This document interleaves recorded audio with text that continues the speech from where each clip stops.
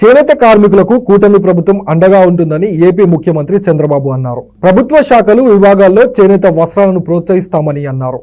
ఈ నేపథ్యంలో చేనేత సంఘాల నాయకులు కూడా సరికొత్తగా ఆలోచించాలన్నారు.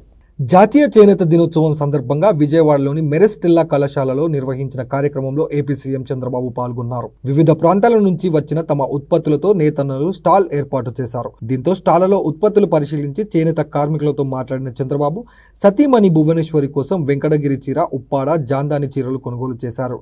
అనంతరం సీఎం మాట్లాడుతూ చేనేతకారులకు ఇచ్చే అన్ని రుణాలను వైఎస్ఆర్సీపీ ప్రభుత్వం రద్దు చేసిందని మండిపడ్డారు. చేనేత కార్మికుల ఆదాయం పెరిగేందుకు చర్యలు తీసుకుంటామని హామీ ఇచ్చారు. నాలుగోసారి సీఎం అయ్యాక మొదట కలిసింది చేనేత కార్మికులనేనన్న చంద్రబాబు సహకార సంఘాల నేతల సమర్థవంతమైన వ్యవస్థకు శ్రీకారం చుట్టాలని పేర్కొన్నారు.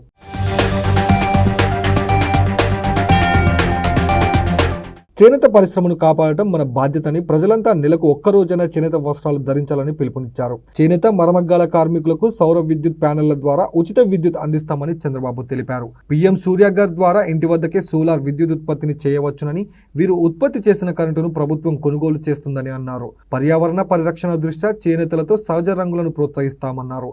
చేనేత కార్మికుల్లో చైతన్యం రావాలని చేయూత ఇచ్చేందుకు మేము సిద్ధంగా ఉన్నామని ఏపీ ముఖ్యమంత్రి చంద్రబాబు తెలిపారు.